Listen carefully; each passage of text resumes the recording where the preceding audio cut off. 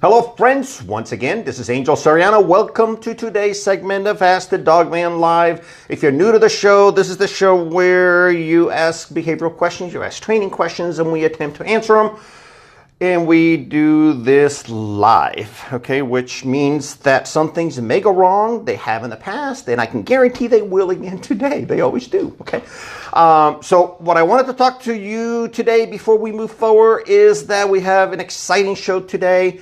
And that's simply because we have a really cool guest with us. And that guest is Miss Amanda Meeks with the Oklahoma Veterinary Medical Association. That's a full sentence. It's like a paragraph, isn't it? As well as the Animal Care Foundation. Okay. So welcome. Thank you. This is so cool to have you here. Yeah, thank you. I tell you, she is always such a good scholar. Good. I need to do something with the mic here. James is about to hang me. There. She's always been a good, pleasant person to deal with. We just did a show. We did. Great Dog People. We just did that, which is going to be released today at 1 p.m. So, folks, listen up. One is, I think James is going to tag it to Facebook and Twitter and all the other silly social channels. I think you are too. Yes. So, anyway, I'm glad you're here. Thank you for having me. This is great. Yeah. So, for everybody else, because not everybody's as familiar with what it is you guys do. Tell the audience, tell me, what does the OVMA do and what does the foundation do? So the OVMA is just the professional organization for veterinarians in Oklahoma. And then the Oklahoma Animal Care Foundation was started to help continue the mission and the work of the OVMA and include people that are not necessarily only veterinarians, but people that are interested in animal welfare, technicians, just anyone that's interested in animals and wants to be a part of a positive change in Oklahoma. It's cool. Yeah. Now, interesting about the OVMA is that it's not a requirement that veterinarians join. No, so it's not, they have to have a license, and that's a requirement in Oklahoma, but it's not a requirement to be a part of the association. Yeah. The more veterinarians that we have, the better. It helps to increase our voice as the group of veterinary medicine in Oklahoma and make sure it's a positive place to practice veterinary medicine. But it's not a requirement to be a member. Right. Every veterinarian I know is a member, so that's not to say that they're all members, but everyone, it is quite a few. Yeah, everyone that I'm involved in speaks highly of the organization and all the classes you put together, because you do this several times a year. You put classes for them. Yes, CE. So we've got a big annual convention in January, and you guys are always there with a booth. We love it. Yeah. I know, it's fabulous. Yeah, it's a couple days, and so there's a lot of CE hours that are offered there, and then we have a smaller summer seminar, is what we call it, and we do that in conjunction with the OSU Continuing Education division, and so we have those two main times that they can get their CE here in Oklahoma. Yeah, this is great. Yeah. So before questions start coming in, because they always do, and folks at home, questions for Amanda. I'm going to give you a topic here really quick. Okay. But questions for Amanda, just let them fly. Our producer will figure out how to get them to us. Behaviors and training questions as well. It's okay today. We'll do it, but. So Amanda's group is very involved in this pet overpopulation program that we just did this video we were talking about earlier. Really exciting, actually, what you do. So say more about that. Okay, so the pet overpopulation program, it is actually, it was started by the Oklahoma Veterinary Medical Association's Animal Welfare Committee, and it was a group of veterinarians and RVTs, shelter volunteers, again, just people interested in animal welfare in Oklahoma. And they came up with this idea to have this state program, the Pet Overpopulation Program. And it's to help low-income individuals in Oklahoma get their pets spayed or neutered for a reduced cost. It's $10. And so, so it's a really great program that it helps to get those pets spayed or neutered when those families can't afford to do it. And so what happens is it is a state program, but it's run completely on donations. And the Oklahoma Veterinary Medical Association, so the staff there, we're the ones that are the administrators of the program. And so we process all the applications and approve the donations and write the checks to the clinics. We do all of that within our office. And so donations just come in from citizens of Oklahoma that are interested in the program. We have a really cool license plate that we we just redid. Oh, talk about that. I remember seeing it. Yes. Yep. So it's the animal-friendly license plate, and anyone can get it. It's just $35 in addition to your normal tag, but 20 of those dollars go back to the Pet Overpopulation Fund. We worked with the Kirkpatrick Foundation, and we redid the license plate. It hadn't been redone since the program started in 2005 or 6, so it's really cool. It's very it's modern. Jassy. Yeah, I mean, it's really, it looks I good know. on a car. Yeah. So we're really excited about that. So that's one way that individuals are able to donate back to the Pet Overpopulation program. They can make just a donation and send a check to the foundation or the Oklahoma Department of Agriculture. They accept donations. And we also just recently are going to be back on the 2019 Oklahoma state income tax refund. That's right. So, you can donate your tax refund, just, mark off that box on that form, and your refund will come back as a donation to the program, which really helps us. That's very good. That is really good. Yeah, that will definitely help increase the donations that we've got available. And the more money that we have, the more pets in Oklahoma and the more families that we can help. Because right now, the way that the program is set up, only 2 pets per household per year can be spayed or neutered. So, I mean, we do have to put a limit on how many from each household can go through the program. But, that's just to spread the wealth. That is, yeah. I mean, it's really just to spread the wealth. And, we've got people that have, since inception of this program, every year, they've got 2 pets that they're sending through the program. And so it's really great that there are some people that are continued. So if they apply, right? Let's say they have 4 dogs and they actually get approved, they could potentially do 2 dogs this year and 2 dogs next year. Yes. So, you pick out 2 dogs, you'll send in your application. Cats too. Let's not discriminate. Well, we're dog place, sorry. Only dogs. Dogs and cats. So you'll send in your application for those 2 animals, send it to our office. You can find the application form on our website. It's easy to print off, or go to the library and print it off. So you'll print that off, fill it out, send it into our office. As long as you filled out the form and send in the correct information with the form, there are some things that we require, just proof. Then we will get your application processed and back to you. And then we send you a list of the veterinarians that are approved veterinarians for the program. So those veterinarians do have to be OVMA members. We've got 138 in the state that are part of the program. So we've got quite a few. Yep. You find the veterinarian that's closest to you, or if your veterinarian currently participates in the program, you pick that person, you schedule the surgery, and there you go. $10 gets you covered. Yeah, isn't that something? Yeah. And I'll tell you, the interesting part is the need for the program. Absolutely. And you touched on a statistic that I've known for years, but it just resonates. The more you talk about it, as to how many puppies will come hold. And so 2 unaltered dogs and their puppies in 6 years can produce up to 67,000 other puppies. Yeah. Which is crazy. That's amazing. It is. Yeah. It's a staggering number when you think about it in just such a short time. There was a question that I saw in an email come right before the show that talked about in-kind donations. Like if somebody, I guess they meant if they wanted to give you goods, like somebody has a house and they want to give it to you guys. Give her a house. Then do you accept that too? Or I mean, I don't think we've had one before, but I mean, give us a call. It's always the first time. We can work something out. So Absolutely. you will accept in-kind donations that you can then turn around and either sell or market or... Yeah. I mean, so like with our upcoming event, maybe if someone wants to donate something that could be used as a raffle prize, we could do that. So, yeah. So that's a cool lead-in. Let's talk about the event. So this Dog and Pony Show. Get this. Put this on your calendars. Dog and Pony Show this Saturday at what time, producer? 4 o'clock. Thank you. 4 p.m. Yep. Talk at right here place, at K9 University. It's kind of cool. So this is just our community event. We wanted some way to increase the outreach that we have and get people to know about the program. So yes, we want donations, and that's a main driver of what we're doing. But we also want the community to know about it. So maybe you aren't going to be someone that takes advantage and gets your pet spayed or neutered through the program, but maybe you've got a neighbor, and it's just community awareness and raising money for the program. So it's going to be here at your location, 4 o'clock. We've got live music. We're going to have food trucks. We're going to have the beer bus. Who's the big band? The big band is OKC Dead Flowers. They're going to be shutting us down from 7 to 9. Full band. It's going to be fun. This is great. It'll be fun. We've got food trucks coming. We've got the big friendly beer bus. We are going to have vendors here, local vendors in the Yukon, Northwest Oklahoma City area are going to come and set up. The petting zoo? Petting zoo. We've got the petting zoo. Chester's Barn is coming with their petting zoo. Chester's Barn, that's right. And their pony rides. So it's definitely a family-friendly event. It's a good time to just come and hang out. And so is the goat yoga on or not? We're working on it. So we need goats. We're Yeah. working on the goats. The goats are just, the producer said, diva goats.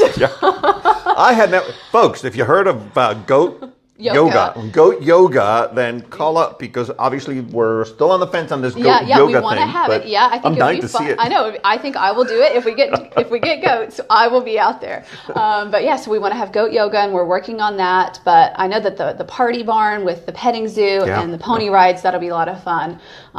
Snow S'more, the food truck with the snow cones are coming, so it's going to be hot. Grab a snow cone.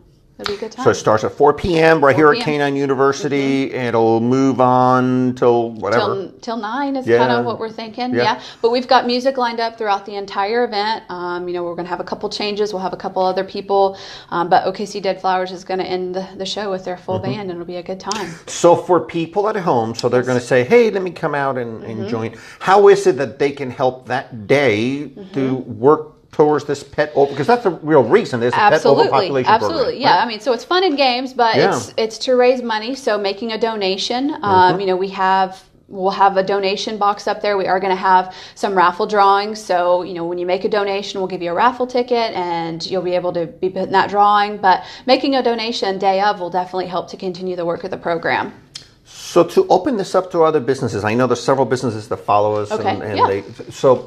Could they put together a gift basket and give it to you for that day so you can have door prizes you can raffle? Absolutely. Right? So right now we've got one from a couple of veterinary medical groups. So then we've got yours, and we've got a big OSU basket that the OSU Alumni Foundation put together for us. So it's lots of cool little OSU knick-knack things. So if anybody wants to put one together, we would definitely accept it. So just to keep this rivalry going, I was going to say, if you support OU, put a basket together, because OSU got in already and they have one. So and they're just really nice. So I mean, if you so it's going to have to be super nice. Yeah.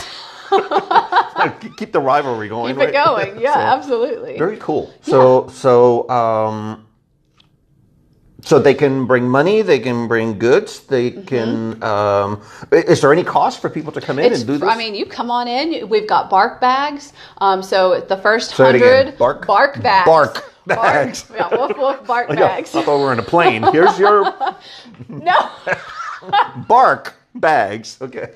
Bark bags. So the first 100 vehicles that come in are going to get a bark bag. Okay. And it's filled with some treats that the vendors have decided to put in. Maybe there's some coupons and business cards. And I know we've got some fans and some just goodies. So that'll be free to the first 100 vehicles that come in, but it's free for you to enter. Free for you to look around, check stuff out. Visit the vendors. And how many vendors total you have? Because the number keeps changing. I think we've got almost 20 now. That's great. Yeah. So we're going to have those, for those who know the location, we'll have them all in the front fields, or one of the two fields, or both, I don't know. Yep. So they'll be in one field, and then Chester's Party Barn with the pony rides and petting zoo, they'll be in the other. Music will be set up on a trailer up front, and then the food truck's just kind of hanging out everywhere around. Yeah. So, James, any behavioral questions? Actually, I have one. Good. Somebody had asked, is there potential, I'm sorry, I got a couple here. Let's start with Jacqueline. Jacqueline's here. Can pets come to the event? Yes, it is a dog-friendly event. I guess if you we got to make sure what kind of pet. If you have a lion... Dogs on a leash with their vaccinations are allowed. Yeah, absolutely. Yeah, pet-friendly event. So pet, family, fun, community event. Yep. If you have a cat, I question it because we're going to have a lot of dogs. I mean, nothing against cats. Or your chicken on a leash. Chicken on a leash. It may be way too, tempting for the dogs here. Yes. Yeah. And then behaviorally, on the behavior front, have you seen behavioral issues come up due to unwanted pregnancies, and is that a factor behind great question controlling the pet? Yes, and yes. Okay, so here's the problem. Amanda mentioned earlier the potential of 67,000 puppies, right? And I imagine it's probably similar math to cats, or if not worse. Or worse. So here's the problem. The problem is that behaviorally here, we deal with a lot of dogs that come over. I mean, people that bring their dogs with severe issues one way or the other. And if we start looking at the data back, we've noticed that a great percentage of them have had issues as a result of being pulled from the mama way too early. Oh, and we're talking people pulling their puppies at 3 to 5 weeks of age, and they're going here, and we're getting rid of them. Now, in their defense, not that I need to defend these people, but in their defense, this is the second pregnancy in this year, or the fourth in the last 2 years. Every time they turn around, the dog is pregnant, throwing puppies. So, look, puppies are easy to take care of for the first 3 weeks because mama does it. Yeah. Right? Yeah. From 3 weeks to 8, we do it. Yeah. And guess what? They don't want to do it. They probably did it the first time because it was so much fun. Yep. And now it's and then not it's like, so much no, fun. how did this happen, right? So their way of taking care of it is to get rid of the puppies. The puppies need the mental stimulation, the corrections, everything that comes from mama, right? Daddy, by the way, is goner, so it's he's just the baby daddy. He left, right? but mama does so much teaching behaviorally, right? That's true. So she's the one that does all the corrections. The dogs learn this pecking order very quickly. By the time they're 7-8 weeks of age, they understand that some of the other puppies are above them, some of the other puppies are underneath them. Mama is always above them. They understand that alpha order really well. You pull them away from the litter much sooner than that, you're going to have nothing but issues after issues. Some unknown fears typically come from dogs that have been pulled from the litter too early. Okay. As a matter of fact, we have a video Thursday, James? Thursday. Yeah, this week, Thursday, we're going to have a video release at 6 p.m. I think it's when it goes out, and it deals with fear in puppies. And guess what? That part of fear in puppies comes from this kind of stuff. So yeah, the list is endless. James, can you think of anything else on that? I mean, it's endless as to what not fixing your dog will cause as a result of having way too many litters. Right? Yeah. I mean, and a lot of times when you have multiple litters like that, nutrition becomes a huge issue. And then potential genetic defects depending on That's true. puppies that don't get farmed out. And then you have inbreeding issues. So spay and neuter prevents all of that. You're touching on a really important point there, James, and that is that a lot of these, I hate to call all 67,000 that way, but a lot of these litters could potentially bring a genetic component because most of them are siblings, or it's really a tight thread, and that's because people let them do what they need to do, and guess what? Who knows who the daddy was? So it's not, anything that's left uncontrolled will be uncontrolled, right? So now you have this other element, and then years later you're trying to fix some issues, and you think they may be behavioral issues when really you're dealing with a deep genetic issue. Right? The fact that the dog doesn't have 3 ears doesn't mean he doesn't have genetic issues, right?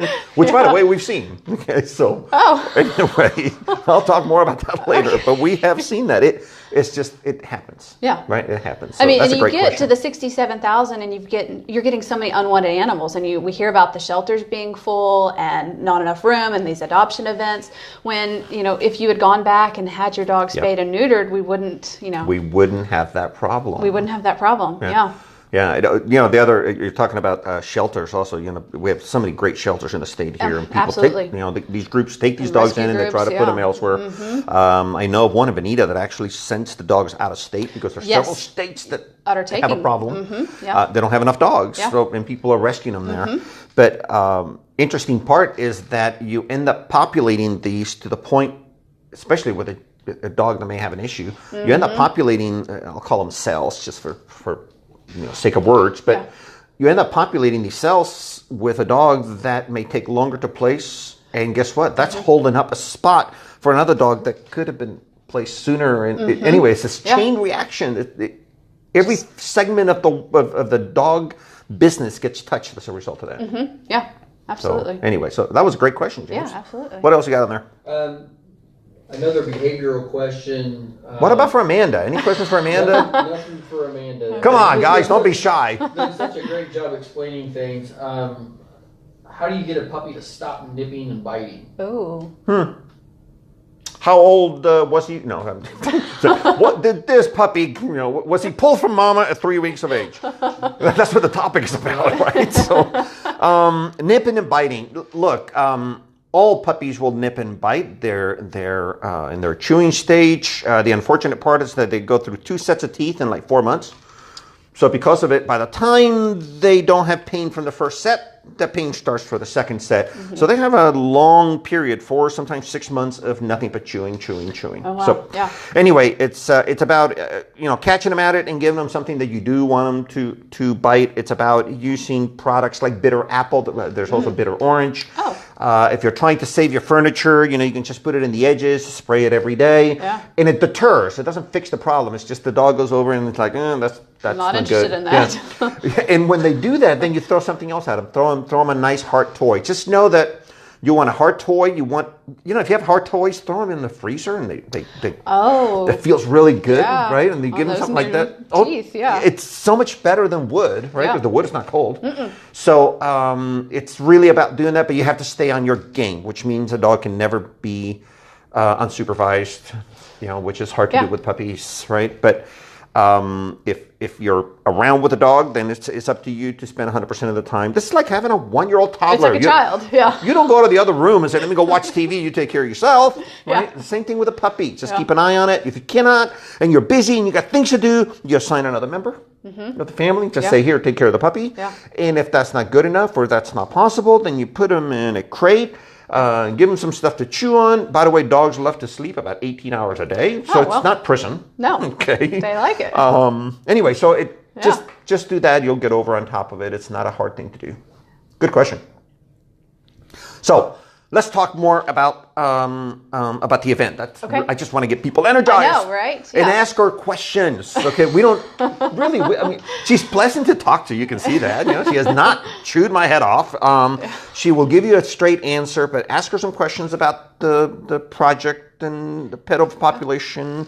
And what else does the foundation? What other things does the foundation do outside of the pet overpopulation thing? Yeah, so we do have, and it's something that maybe hasn't been utilized in the past or recently, is the Livestock Relief Coalition program, and so that helps the larger animals, livestock, and that's just a different program than what's going on with pet overpopulation. But back to the event, let's make sure that you bring your dog. Yes. You bring your family. Yes. You come out and you eat from the food trucks, visit the vendors, take advantage of the pony rides and the petting zoo, and come out and attend the event. Will there be microchipping? We're working on that too. Yeah, so we hope to have microchipping. Yep. Yeah, we had that last year. Yeah. We had it at a good rate. And so hopefully if we can get a vet out there to do that, we will have microchipping. You have 130 so many vets that are part of this. That are dedicated for the pet overpopulation program. Those are great ones to call. Absolutely. I'll help you. I'll pick up the phone and call them. Okay. We'll embarrass one into it. You have to do this. And those 138, they're spread out all over the state. And so they're helping us, in those small rural towns, because that's really where we see the majority of the applications coming from, are the rural towns and those residents taking advantage of the program, because, that's just where it's needed the most, it seems, right now. So those 138 vets are spread out across the state. Well, then come on out, do that. Microchipping, you're still working on that, but guys, just follow on the goat yoga. The goat yoga. So to find out more, let's talk a little bit about that. So they're sitting home and they're going, okay, they promised goat yoga, is it on? Yeah. They promised microchipping, is it on? How can they know that? Oh, we're going to have updates through our Facebook event page. So you can look for the Oklahoma Veterinary Medical Association. You'll see our event page. I think you guys have also got it linked. So any updates that we have, you guys can share out too. So if you can't find the OVMA, Canine just look University, for us, and it's the same update anyway. Yep, it's the same thing. Yeah. So that's how they get an update as to what's happening. Yes. Yeah, and that has a full lineup of all the bands. I'm sorry, I've forgotten, but Don't say that. They may not come now. You can find They'll it be on offended. And then all the food trucks that are coming, and the bands, and any updates can be done through our Facebook page. How many bands? I know you mentioned the big name. We've got 4 or 5 different ones. So each hour we're changing through. So you're expecting that each one of them is going to be here for an hour, and then they move on to the next thing. And the next one, That's really good, because if you don't like the music, it's going to change. It's going to change. Yeah, just stick around for a little bit. Go check out some vendors, do a pony ride, and then you'll hear somebody else. else. Yeah. Oh, we do have some dog competitions. Oh, so we're going to have, it is a red, white, and blue theme since it is almost July 4th. So bring your dog costume. We're going to have those dog competitions. Those are starting at 6 o'clock. Okay. Best bark, dog costume, and then, what was the other one? Friendliest wag, I think, maybe. So we got 3 dog competitions. So bring your dog. So bring your dog. Yeah. Dress your dog up. Red, white, and blue theme, and put your dog in one of the competitions at 6. Yeah. It's going to be fun. Look, we did it last year for the first time. It was a blast. It was lots of fun. Yeah, we had a blast. We were here a little later than what we thought we were going to be, but we still enjoyed it. Yeah, because we had live music last year too, and it just partied on through. Yeah. We just stayed doing it. So yeah, cool. Well, I tell you what, I think our producer says we're running out of time, so that means we're running out of time. So there you have it, folks.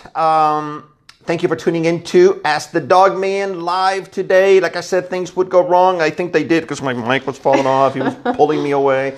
So is Amanda a cool person or what, guys? Check it out. I mean, she's so pleasant. We did this other thing with her. You're so check pleasant. out the video. God, yeah, check out the video today. In a little bit, it's going to go out, and it may have gone already. I don't know. Anyway, thanks for having you here. Look, we do this for the likes and the shakes and the happy faces and all that other social stuff you normally do.